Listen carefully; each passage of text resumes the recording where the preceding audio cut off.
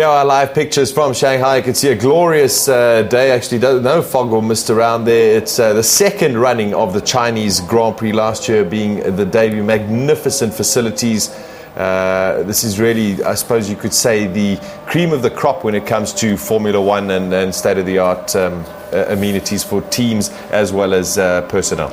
I think what we've seen in the last few weeks, a lot of the teams have sort of voted what are their best tracks in terms of facilities, and the Chinese Grand Prix has scored very highly. And if you consider the infrastructure that they've put in here, especially you've been there, so yeah, I mean it's probably out of this world. It really is incredible. You can see on the left-hand side of your screen the one sort of tower that goes up to that bridge walkway.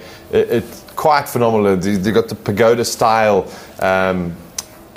area for the paddock club for all of the teams, all beautifully designed by Herman Tilke. Kept a lot of the tradition, the Chinese tradition. There is the hairpin, and you can see that it's got a magnificent main grandstand and very brightly coloured, huge circuit, and also very challenging, Gary. It's got quite a lot of undulations. When it first came out, I suppose the trickiest part of this track is going through turn 1 through the end of turn 3. That's right, and it says turn 1, turn 3 on the circuit maps, but it's actually one long corner. And what makes that corner so difficult in particular is that the cars really carry high entry speed there, and they've got to slow the car down whilst turning and getting it all balanced and set up for turns 2 and 3. So that's really very, very challenging for the drivers, the cars, and then for them to be able to get those cars to work with there, get the tyres to grip whilst they're doing 3 things at a time, which is not what you really want to do. It makes your life very, very difficult. Well, we're expecting a good crowd in today and just about near capacity tomorrow. Just some figures for you. The price in Chinese yuan for a ticket, cheapest ticket for the race equates to £26. It's 371. So £26 is, just do some maths, close to 300 Rand for a ticket, the cheapest ticket to get in there. And you've got to take into account the average annual wage in China is only about 6,500 Rand a year. So it's a lot of money for these people. There you can see the pagoda style motorhomes, or the homes for all of the teams on in your screen there. That's the sort of paddock area for all of the teams. But that's quite a lot of money, Vic, for people earning that kind of money for a year. Yeah, it is. It is very high, and but you got to say that the crowds are still coming in. It shows you that the Formula One is still very popular all over the world. And especially in this part of the world, it's probably gaining in popularity. Sure. So it's fantastic to see people just flocking into the stands and trying to watch free practice sessions, and probably for qualifying there will be a whole lot more, and we're hoping to see full grandstands for the race itself.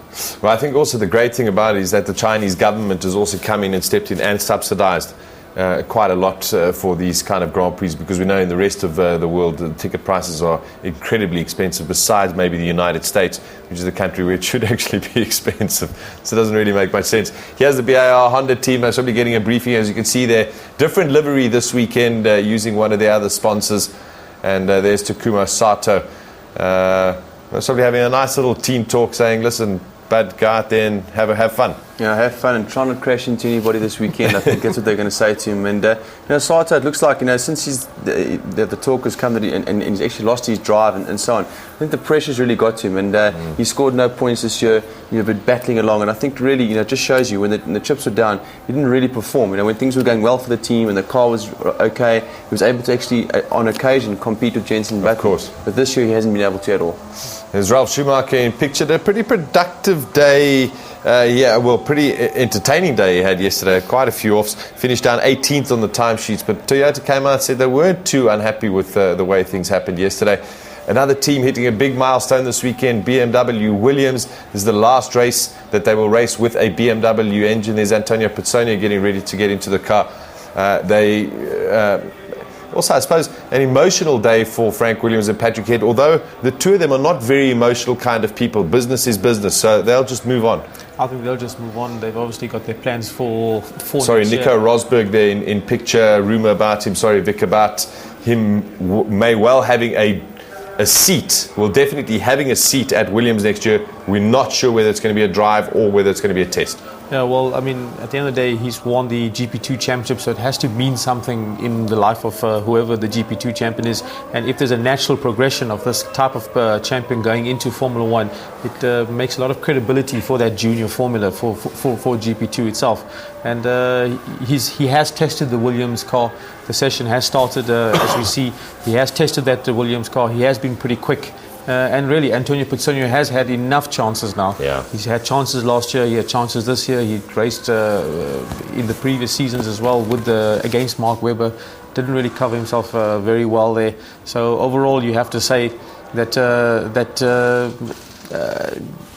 there needs to be some new blood coming into Formula One now, and Rosberg looks to be a good bet. It looks like the man, Jordan Gary, also last race for the Jordan team. I mean, next year it'll be Midland. I suppose Eddie Jordan is probably sitting at home somewhere and going, well, here's a team he started all the way back in 1991, and it's their last ever race as that name. Yeah, that's right. Eddie Jordan hasn't been around for the whole year, and Formula One's got to progress, and it just shows you now that in F1, unless you've got a big manufacturer behind you, or a billionaire sponsor running, behind the teams are not going to run. So you can just really see Formula One sort of moving on into the next phase now. And like teams like this Minardi, it'll be a long time until we see independents like this actually coming to the sport and being able to compete on a regular basis. Yeah, we're going to see Robert Dernbos on track. We saw a picture there of Mario Ilian, the Mercedes-Benz engine man, having a chat with Pedro De La Rosa yesterday, doing a sterling job for McLaren, yet again fastest in both of the free practice sessions. Here's Robert Dernbos going through turn number 14 and then left into the final turn, or is he actually just going to go straight into the pits, just doing an installation lap? Probably a quick installation lap, check the radio system, the comms, and coming in just to make sure that all the systems, there'll be a quick download of information to the computers. They'll analyze it, see that everything's okay, and then generally just wait for the right time to go out on track. Obviously the teams have made their choices in terms of tyre. That's the most important thing, and now it's all down to fuel strategy and final setups, probably keeping an eye on the weather to try and decide, what sort of wing settings.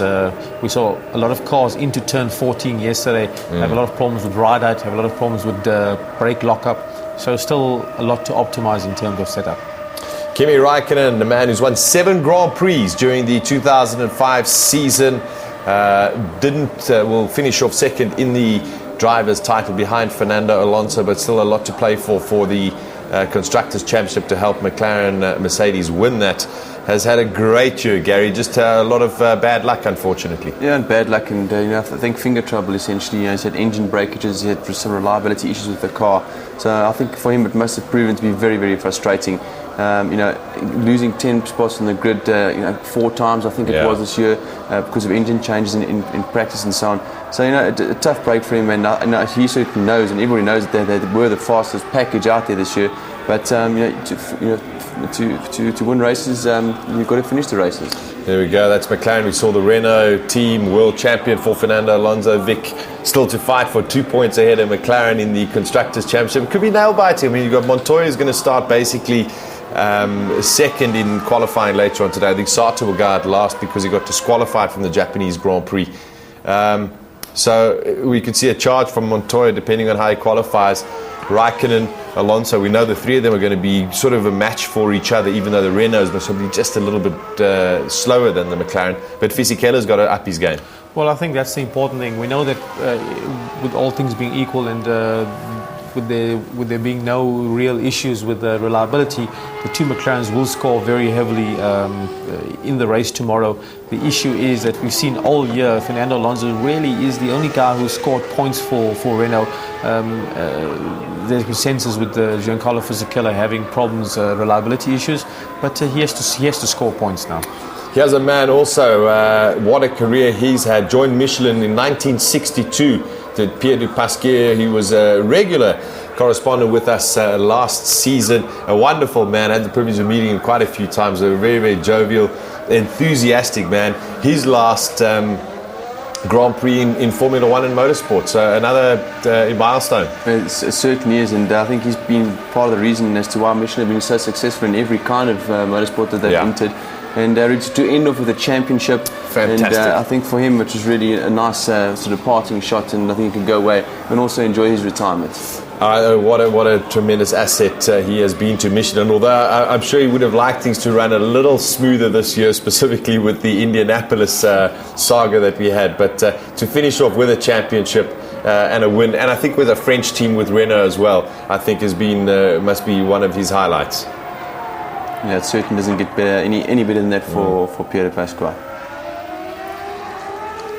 I think what's quite interesting to note in terms of the actual lap times yesterday, in terms of the actual qualifying last year, Rubens Barrichello had pole position with a 1 minute 34.012. That's probably going to be beaten quite heavily this weekend. And in terms of actual lap record pace, Michael Schumacher had the fastest lap with a 1 minute 32.2, and De La Rosa yesterday did a 1 minute 32.8. So we could see these guys breaking that lap record. And that's good for me too.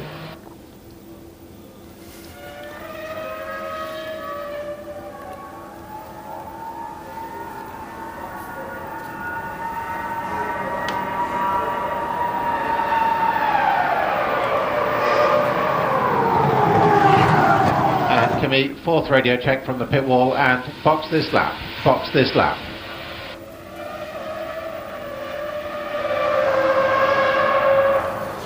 Well, there we go. Great communications. Well, it doesn't sound like that's a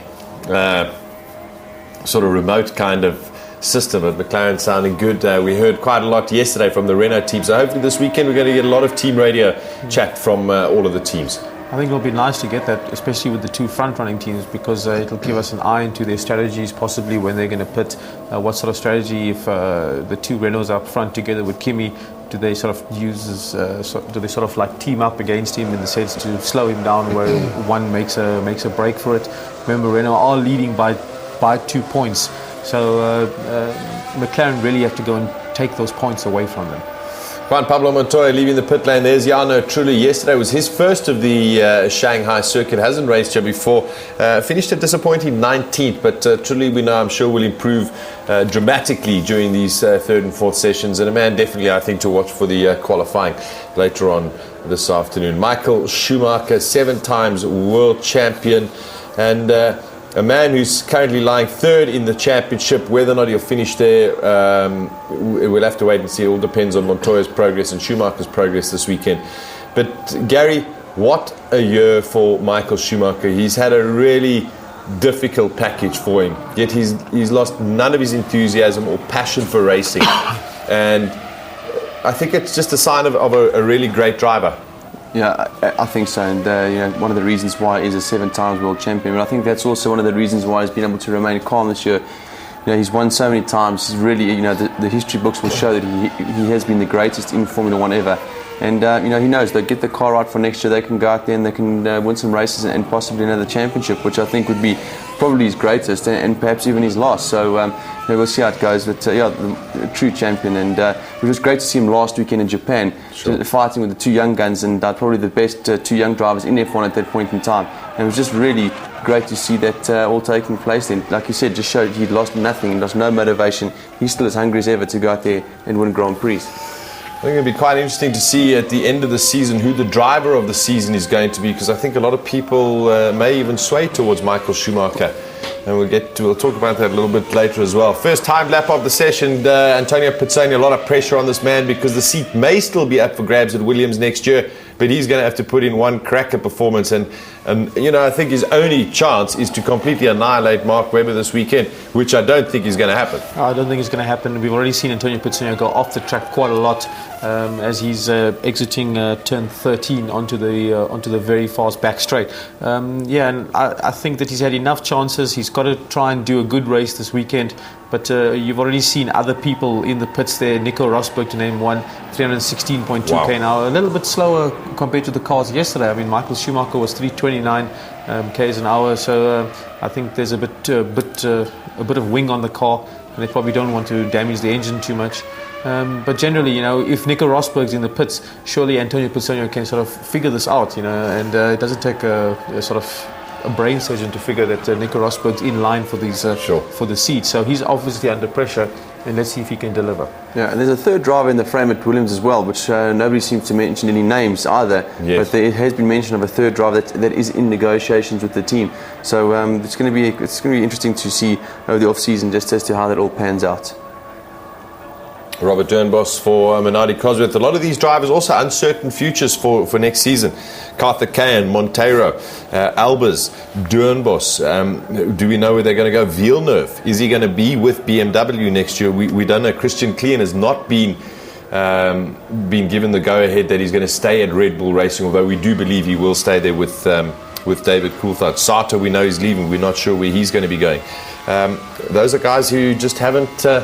we don't know where they're going to be next year, so there could be a flood of other drivers that coming through, maybe from the GP2 ranks, but Rosberg definitely looks like the one that's guaranteed of something. Yeah, I think so, and it would be nice to see some new drivers coming into Formula One. I think that's basically what they need. We're trying to see where the next future star is coming from at the moment. There's Kimi Räikkönen, Fernando Alonso, Michael Schumacher, Juan Pablo Montoya.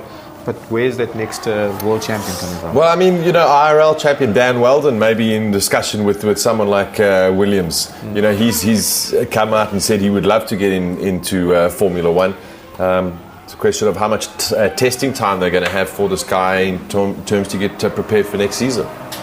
Yeah, I think it's very difficult, and it's going to be a while till we see anybody come over from America again to compete in F1. As you're looking at Nico Rosberg again there. As we saw Villeneuve and Montoya come over, it was a different type of series in the States those days. It's going to really, like I say, Scott Dixon, the IRL champion, tested for Williams a couple of, I think last year in fact, and didn't really set the world alight either. So very tough for these guys coming across now. You can see now that Rosberg has got a lot of coverage in the last. In the first and second practice session already. Something's happening, that's for sure. That's why Petonia's on the track. He's trying to get some laps in. Yeah. It makes for a nice story. Obviously, Nico Rosberg's father, also world champion for Williams. In a Williams Cosworth next year in 2006. So it really does make for an interesting story. Is he as good as his father? Well, we're going to have to wait and see now. Well, at least he seems to show the pedigree. He was a Formula 3 champion. He was now GP2 champion. So it basically shows in that sort of sense that he's got that pedigree, and he can possibly even take it to try and get into a world championship racing car. And I think watch Williams next year. They've been under a lot of pressure for a long time. Their chief designer Gavin Fisher's contract has not been renewed. They've got a new guy who joined them from BAR Honda, and the Williams, the actual engine supplier Cosworth, has been making huge claims about what that 2.4 litre V8 is making. So that could be a dark horse for the season. Going to watch them next year. Saw a shot there of Felipe Massa in Sauber. Of course, Sauber's last race, Credit Suisse, just to let you know, their major title sponsor is going to be staying with BMW for next season. Felipe Massa, his last race was Sauber, and you've got to say has done a pretty decent job for the Sauber concern against his very much more experienced teammate Jacques Villeneuve. He'll be moving over to Ferrari. Going to have a lot of pressure on his shoulders next year. A lot, and this is Massa's chance to really prove to everybody that he can be a top-line driver, if in fact he can. And to be honest with you, I'm not really convinced. He fared okay against Fisichella last year, and we all know what's happened to Fisichella at Renault this year. It's going to be interesting. There's Anthony Davidson for Honda, the Honda third driver. I think the reason we're seeing quite a lot of him, Jenson Button, has been suffering from food poisoning in China, but we did see him actually in the car, so things are okay. But Anthony Davidson was probably there just on standby. Also, guy, I mean, he must be so frustrated. What's he going to do? There's been a lot of talk that he may be moving maybe offered a job with Midland for next season, the Jordan team. So give the guy a chance. Let's see what he can do. They're all quick on Fridays, as we saw last year, as we've seen Zonta and De La Rosa this year, as Petsonia going quicker and quicker. But, is Davidson that good? We've got to have to wait and see. We have to wait and see. He did do 2 races last year with Jenson Button, and not really shone there, but it was very difficult circumstances. And there is talk that he could possibly be in line for that second seat with Sato in that Honda Junior team as well. So there's also reasonable chances that he could get that team. Antonio Pizzuno 319 locking up into turn 14. Quite interesting. The rear wing logo has been changed to Chinese characters, Chinese fonts. Yes. Yeah, what's nice about all these new teams coming into F1, it just once again highlights that it is the pinnacle of any sport. Without teams like Minardi and Jordan the way they are, there's no space for drivers that even have a big checkbook anymore. It's a manufactured team. They're going to want the drivers that they want, that can perform, and they're actually going to pay the drivers. So again, it's just really removing the privacy element right out of F1, and like I said just now, just moving on to one more step of professionalism. Yeah. Well, we just saw a picture of Jenson Button. He hasn't got his driver overalls on. He's just wearing a normal team shirt. Well, maybe I think his overalls are tied around his waist. Could be pretty hot. Paul Stoddart, a man also, love him or hate him, he's done a tremendous amount for the Minardi concern. His last race for Minardi. Maybe he'll be back in Formula One. We're not too sure, but I think a true character of Formula One, and a lot of people are going to miss him. A lot of people are going to be also quite happy to see him go. Well, when you've got somebody controversial around, it always makes for a good talking point. And like you said, love him or hate him, at least he's there, and it makes up the whole field. And you don't want to see it becoming so sterile that people are not able to say what they want to say and so on in the sport, which is already a little bit close for the normal man in the street there. Of course. So Paul Stoddart going off to run his airline business again, and nevertheless had a great stint in Formula One, and probably realised that an ambition in life, and fair to say that hats off, he got into F1, only F1 team. Well, interestingly enough, Antonio Pizzuno doing a very long run. You saw that he did initially a first quick lap, came into the pits, and then went out straight away again. What they're trying to do there is simulate a pit stop, simulate the tyres cooling down and then heating up again. A lot of teams have been saying that the tyres don't recover as well after a pit stop. And he's been doing, I think he's on 6 laps already. So that's by far and away the most number of laps that we've seen from a lot of other runners so early in the session. And Mark Webber's also out there as well. So Williams having a go. Don't forget, Williams won the last Grand Prix of the 2004 season. They always seem to, they start off okay, then they have a sort of middle patch which isn't fantastic, and then they come good again. And let's hope so. I mean, this is such a pedigree team as well. It's such a tremendous history. Most probably two of the most respected people in the paddock in Frank Williams and Patrick Head. And one wants to see Williams there as a challenger all the time. They've had a very difficult year. I think the partnership between themselves and BMW got soured early on during this year, and maybe that's why they haven't been that committed from both sides. So next year, hopefully with Cosworth, they go back to a brand that they've been very successful with, and pick up the pieces and start again. Well, they can. It's happened to Williams before when they had worked, I think it was Honda engines, and had to use Judd motors, and got back involved with Renault and so on. So they can do it. But the question mark now is that Patrick Head and Frank Williams were a lot younger when that happened, and just how much longer do they wish to stay in Formula One? That's going to be the big thing, and I think. I must say the wonderful thing about it is that Frank Williams did not sell out to BMW, because he's always believed in the independents in Formula One, and he's basically the last of the independents left. Yeah, and it is quite interesting to see whether he can be successful like that. I think at the end you've also got to be realistic in terms of what you can achieve. You can't just work away your entire fortune that you've worked so hard for, just trying to be a little bit too proud about things. In the end you've got to look after yourself, look after your personnel, and make sure that they've got jobs secure for the future. But overall, it's quite interesting. A lot of people have said to Patrick Head that they want Patrick Head to remain as technical director, and he's come out clearly and said Sam Michael is the technical director, the future of Williams Formula One. Oh, Mark Webber spins it. Oh, it's Sonia. The helmets are far too similar.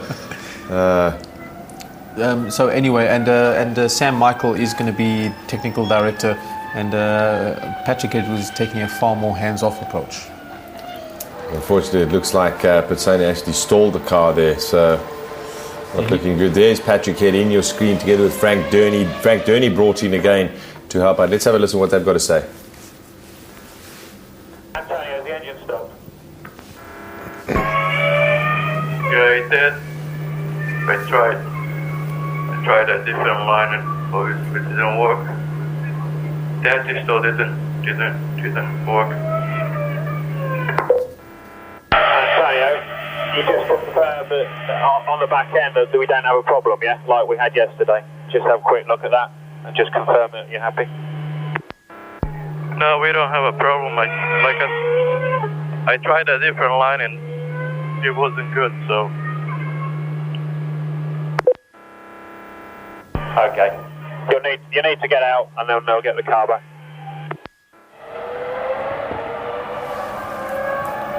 Well, obviously Antonio Pizzoni had some problems yesterday, which they've obviously sorted out. His lap time was pretty good. It was quicker than yesterday, and he was on a fast first sector. And as we heard, he tried a different line, and it didn't quite work out. Well, that's the end of his session 24. Here we go. Here's a replay of what happened.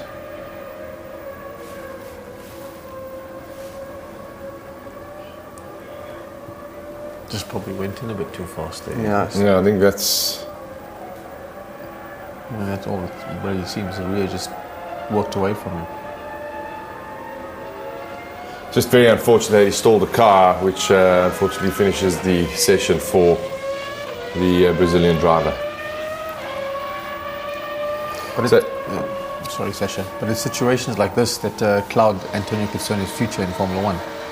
That's exactly the point. Just to let you know, Jarno Trulli on track at the moment. Is Pizzoni quickest from Mark Webber. Jarno Trulli for Toyota out on the circuit.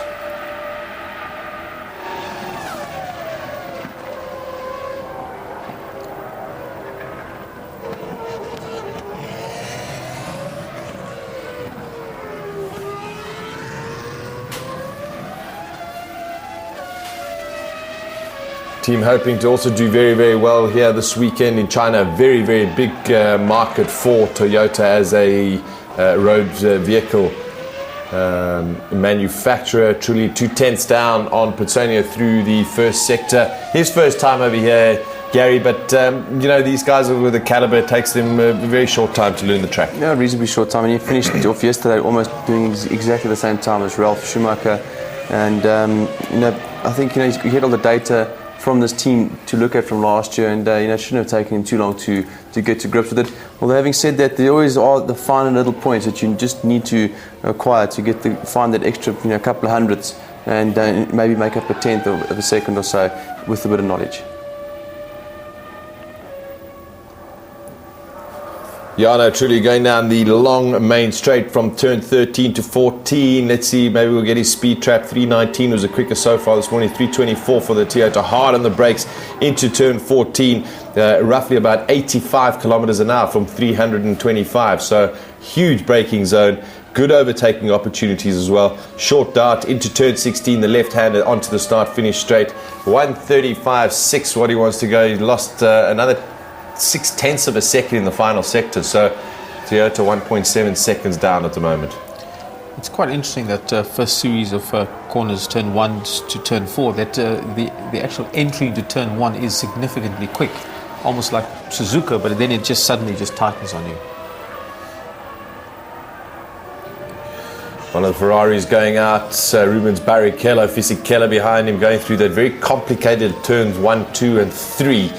And then into 4 as well, and it really just creeps up on you. Gary, if you're going with just a little bit too much speed, you really got to feather it and play it very, very calm. Yeah, that's right. You know, normally you'd like to be braking in a straight line and accelerating in a straight line and so on. Here, you know, you're very, very fast in there, using all the load, using everything you've got in the tyres. Then all of a sudden you're asking the car to stop at the same time, which makes it even more difficult then set up and get out of that turn 4 as quick as possible in order to get a run down the long straight down into turn 6. So you know, very, very unique set of corners, very difficult, very challenging. The kind of corner I think you've got to be very patient in as well. You cannot, I think as soon as you try and push over the limit, you really are going to lose the car there, or a lot of grip there as well. So it's really a corner that challenges the drivers in that sense, where they have to actually probably just back off slightly from where they want to be in their minds to get it around there. Fisichella on a fly, half a second up, going through turn 13 on Pizzoni's time.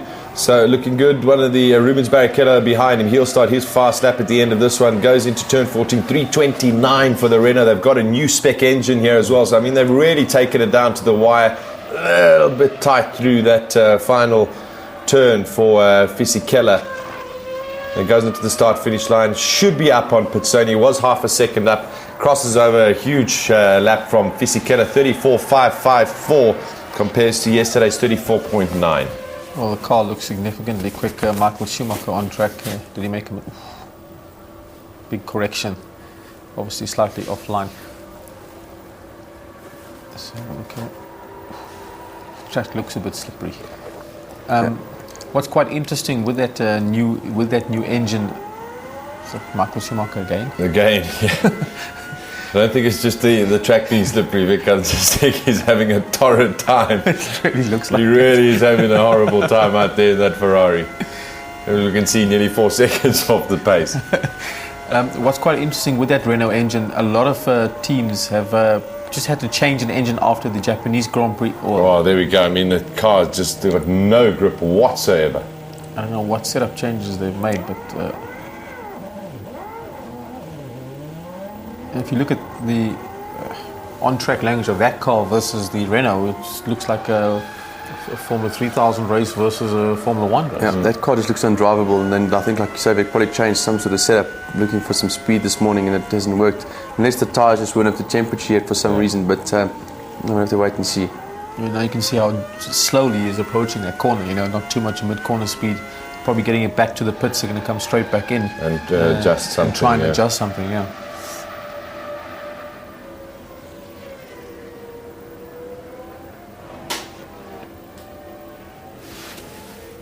Car just runs out of grip at the rear end. Yeah, just understeering, then oversteering. So just to hold on and keep it going. Just pushing itself out, and then just. You can see, just got off the car, wasn't able to stay on the actual racing line, and as soon as it got off the line, it just lost no all grip there. Yeah. Well, Fisichella is going faster. He's got the fastest second sector again, and he has done his fastest first sector. So. Let's have a look and see if he can improve on that. Webber's third quickest, the two Toyotas, Karthikeyan up there, and who's that? Rubens. Michael again. No, I think there's something, but he's continuing on the lap, so I don't understand that.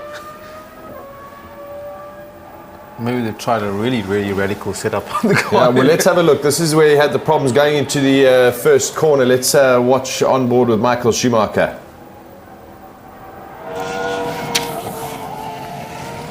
Seemed to be extremely tentative through that first complex of corners. Let's see how it affects him going into the first sector. 24.9 is what is a 25.2 from Fisichella. That's what he's looking as a target.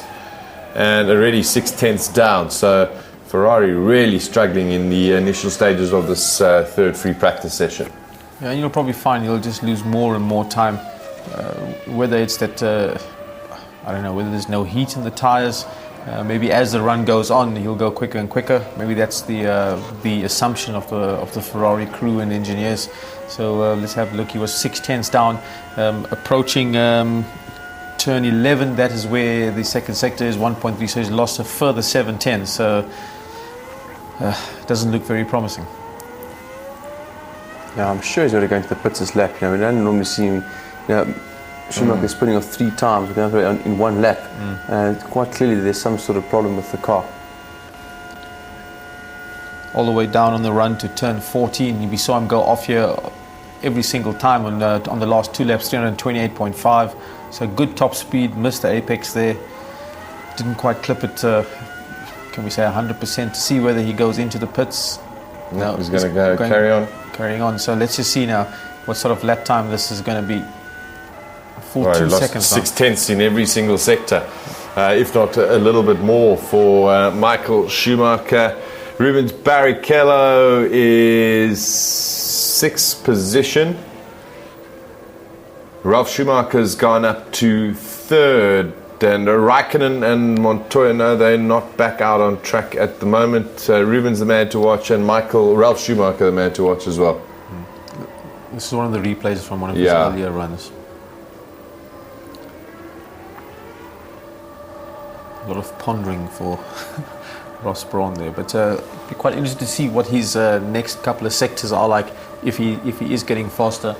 Giancarlo Fisichella is fastest with a 1 minute 34.472, which would have put him in fifth place yesterday, just behind Fernando Alonso. So guys are going pretty quickly this morning.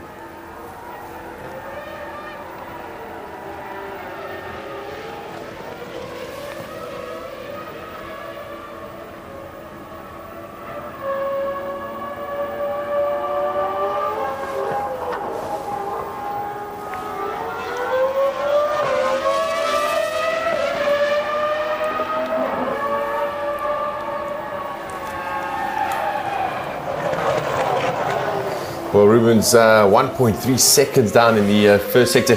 Gary, it's quite a flowing circuit, except for that first set of corners.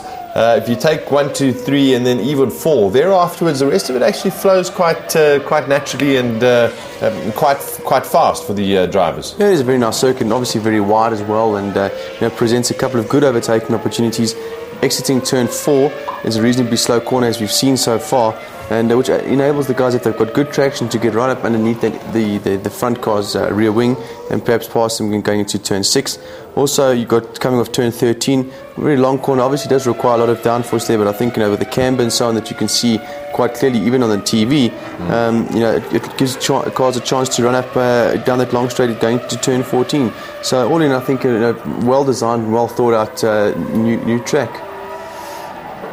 Well, Rubens Barrichello currently sitting in 6th position, 2.2 seconds off the pace, but 3.5 seconds off the pace in the middle sector. So Rubens having all sorts of problems. There we go, decides to abort the lap, goes into the pits right now.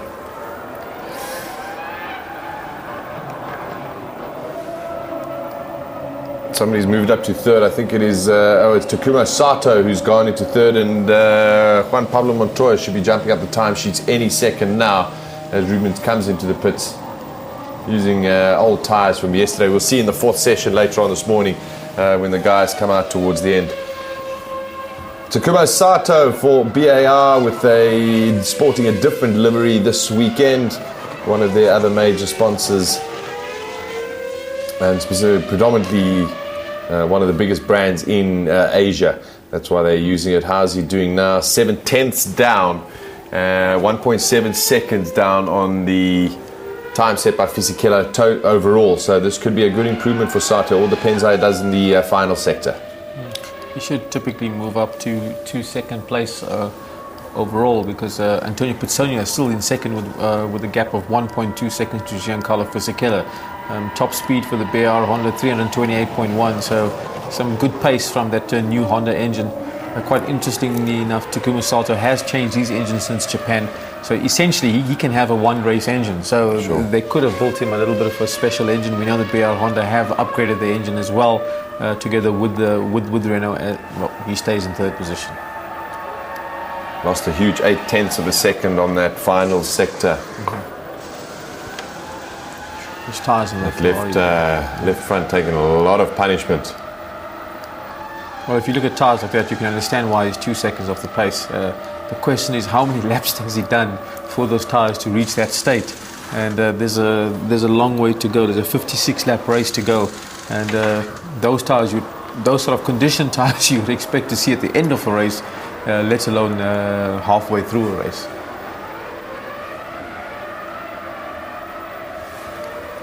We're considering a total. Michael Schumacher most probably did about 34 laps. Closer to 40 laps yesterday, and they wouldn't have only been on that set of tyres. Things not looking too good for Bridgestone and Ferrari. Yeah, you can understand now why the car was sliding around so much. Probably understeer in, a little bit of oversteer out. So not particularly inspiring in terms of the pace.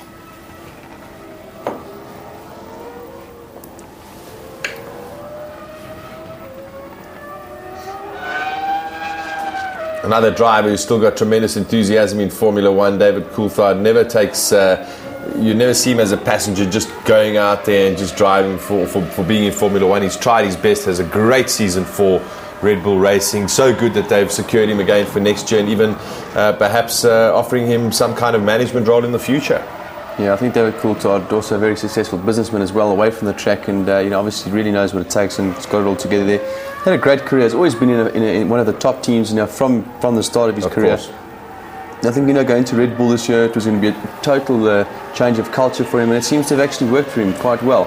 And he's been great on numerous occasions. The team has scored regular points, and I think so for 2005. Coulthard and Red Bull Racing, one of the surprise packages. Really has been a great season for them. We hope it continues in the next year. A lot of teams have a relatively good first year. In their second year, sometimes they taper off. But let's hope Red Bull Racing don't do that. They're going to have two teams. They have come out saying both of the teams will be run independently. And I think that is very, very good. Because you don't want to have one sort of organisation running both of the teams. If they're both struggling, then they're just going to continue to struggle. Yeah, sure. And it's nice that they're keeping the autonomy of the teams. The Minardi team the ex-Minardi team will still be based in Italy. They have said that they would like Giancarlo Minardi to remain with the team in whatever role it's possible. So it's nice to keep those sort of people in, keep the team's, can we say, ethos essentially the same. Hopefully there's a bit of injection of funds to try and give the ex-Minardi team to try and move up the field. I think Dietrich Mateschitz isn't there to make up the numbers. He wants to develop Liuzzi, he wants to develop probably American driver Scott Speed. So overall then he wants results, and that will probably mean minimum a midfield team or equal to the current Red Bull Racing cars. So you can expect that there will be funds, there will be sponsors coming along to be aligned with Red Bull itself. So I would expect this year's Minardi team to move up the grid next year. Yeah, I think so. It's been great to see the whole field just really bunching up and becoming tighter. And obviously now, it's really a fantastic time to be a Red Bull junior driver. Your sponsors got two teams essentially in F1, a team that's tailor-made just for young guys. I think it's a great situation to have. And guys like Scott Speed gives them an opportunity to learn F1 without the pressure of being thrust into a top seat. Like the Red Bull senior team is. We saw a clean battle last year at Jaguar, and this year's actually come on quite strong. Yeah. So it shows you that guys do need some time to actually find their feet in Formula One. You can't expect them to just jump in with the way Formula One is at the moment and be competitive off the bat. And Clean has had a great season. I think a lot of pressure now on Alex Schneider, the owner of Midland Jordan, because he's going to have to up his budget now in order to compete with the likes of Minardi, because Red Bull money is going to be a lot more than what Paul Stoddart's money was. Yeah, he's going to have to. Obviously, a man like that's got a lot of connections, and they need to find the sponsorship if they don't have it themselves. Put it together and run this team properly, and as long as he was advised correctly in the first place as to how much this motor racing will actually cost you, he shouldn't be too surprised with what he needs to spend, and they've got to get the job done there, because the last thing he needs is for his cars to be sort of 4 seconds off the pace, running around the back of the field all on their own. It's not really what you need. Juan Pablo Montoya, let's check his times. Coming up to the second timing beacon. Crosses over now. He's just 77,000th off Giancarlo Fisichella's time. McLaren coming out. Lovely. Getting it a little bit sideways. Don't think it's going to affect him too much. Yeah, the lovely thing with the McLaren is it's got so much grip that when it does go sideways or move around a bit, the drivers can keep it in control reasonably easy. And big lock-up from Jarno Trulli. Yeah, just looking for his ultimate breaking point there. Just locking it up. And if you look at the black lines, the time marks, just look how close they are to at the beginning of that hairpin, and it just shows you how late these cars actually breaking. Incredible stuff, Jarno Trulli, but it's Montoya behind him, goes into the final corner, and this is going to be very close to Fisichella's time, if not even quicker. Crosses over, lost 0.3 of a second. Yeah, that's probably with that slide he had in that previous corner. But remember, Fisichella, I think, set his fastest lap on his second flying lap. Jarno Trulli really making a big error, but obviously didn't lock it up completely because he didn't want to damage the tires. With the tire rule, you have to run these tires a little bit longer. You don't want to go on your new tires too early. But interesting enough, David Coulthard was in third, obviously, but Juan Pablo Montoya goes second, so Coulthard goes to fourth position. I think. Jenson Button's now in fourth and David Coulthard's in fifth. But a good job in the last couple of races from David Coulthard, qualifying in Japan and so far here. Well, the qualifying lap of his in Japan was really something special. I think it's one of those moments where you go, well, I put in that he's never been known or renowned for his single lap qualifying ability, but he went out in a really wet track on intermediate tyres and put in a fantastic performance last weekend. So it'll be great to see how he manages this weekend around the circuit. So far looking pretty good and pretty handy up in 5th position. I think the problem with Jenson Button, very good second sector, is only a 10th off Giancarlo Fisichella, so this should see him move up. And remember, this is his second flying lap, so the BR Honda seems to have some reasonable pace. He's being held up by the Ferrari just a little bit, so hopefully that's not going to really compromise him too much. Ferrari moved over, let Button through, knows he's on a quick lap. Maybe got a little bit of a pull down there as well. Hard onto the brakes into turn 14. Yeah, perfect.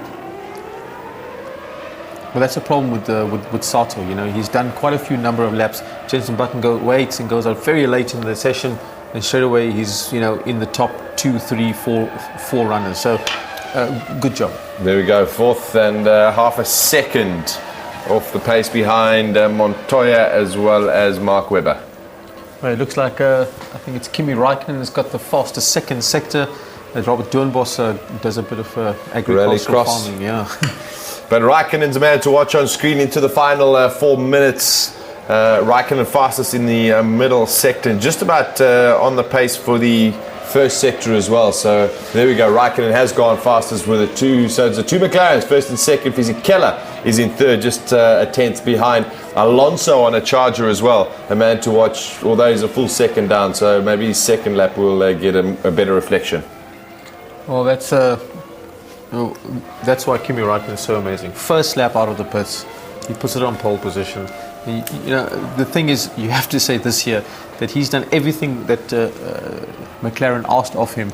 You got to say that maybe McLaren has let him down a little bit. I think they let him down a little bit. 3:34. That's the quickest so far. That's Fernando Alonso coming up to turn 14. The only man who hasn't gone out this morning, hopefully he doesn't have a problem, is Christian Klien for Red Bull Racing. He has not set, hasn't even gone on a installation now. Well, Kimi Räikkönen is gone faster in the first sector again. Fernando Alonso in eighth position, but 334 is by far and away the fastest top speed. Remember, they've got the special E-Spec or E-Series engine. Kimi Räikkönen coming through turn 14 now. Well, it seems to be a problem for Räikkönen. He's very, very slow there. Or maybe he's letting the traffic go. Maybe there was some traffic in front of him. Yeah, it looks as though he's going to start himself another competitive lap. Yep. And so hopefully we can follow him just to see what sort of lines and his braking points compared to the other cars. McLaren, Renault, Williams, BAR, Red Bull Racing, Williams and Renault. That's the top 8 at the moment. Well, interestingly, the Ferraris are 14th and 15th, so the initial pace we saw from them yesterday doesn't seem to be carrying itself through to this morning.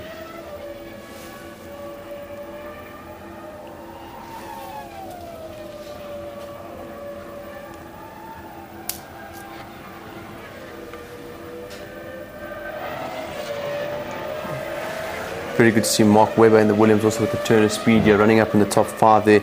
And who knows, this may be Williams' best Grand Prix at the end of the season as they bow out from BMW. This McLaren seems to have extreme front-end grip, even in slow corners, and we saw it last weekend, especially in that hairpin. It seemed to be really wanting to take any line in fighting with Alonso and Michael Schumacher, so it really looks pretty strong at this moment in time. Only a 10th down on his fastest lap, so just quite interesting to see where he goes. And Fernando Alonso as well is really charging on his second flying lap. Yes, goes fastest. It's a great final sector from Kimi Räikkönen, 600ths up on his own time. Let's see. Well, Alonso Jenson Button just getting out of the way of the Minardi.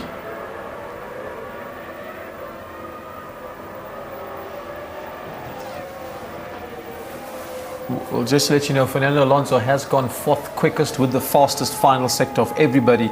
That's probably to be expected with that extreme high top speed he's been showing.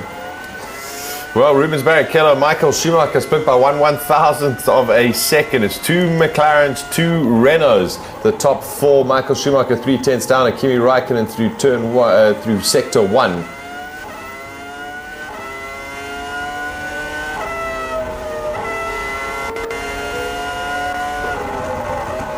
Sounds like the gearing is a bit off there. You have to change down a gear or something like that.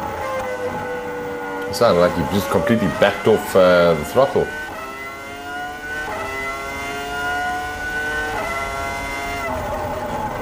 Lost 7/10 in that second sector. Well, at the moment he's 1.7 seconds off the pace. He's a full second off in the second sector. Let's take a look and see if he can go quicker in terms of his overall pace. At the moment he's lying in 12th position, just behind Jacques Villeneuve and Felipe Massa. Mark Webber has gone into 5th position with 1 minute 34.7, only half a second of Kimi Raikkonen's pace. So you've got to say Williams do look pretty reasonable here. And remember, they historically go very heavy in their final, in their initial running during the weekend. Well, Michael Schumacher, Rubens Barrichello swapping places in the hundredths of a second. Michael goes up to 11th, just ahead of Jacques Villeneuve. Big lockup for Juan Pablo Montoya. Well, even with the best car in Formula One, you still got to really hit your brake markers properly. You can't expect it to break even if you miss these brake markers by sort of 1 or 2 meters. The type of speeds that they're doing, it's really going to damage the tires. And if you look at these tires and compare them to the Bridgestones, yeah.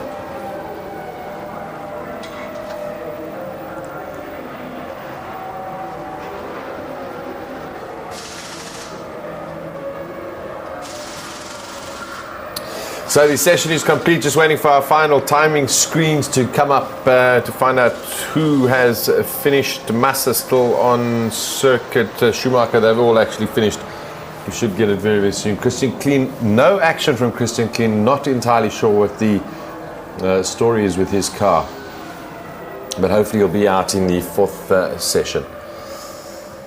Just watching some of the highlights, this was Antonio Pizzonia early on.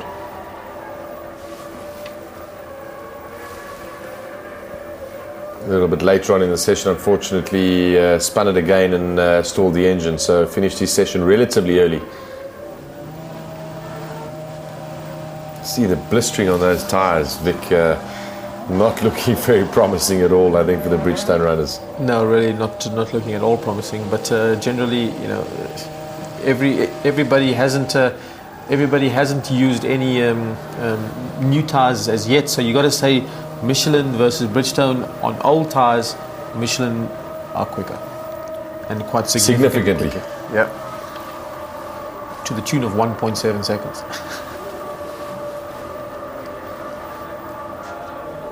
Even the rear tyres don't look very hot.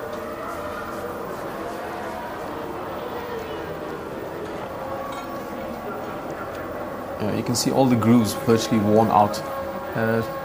It just means that the car's sliding around, and I mean that's borne out by what we saw.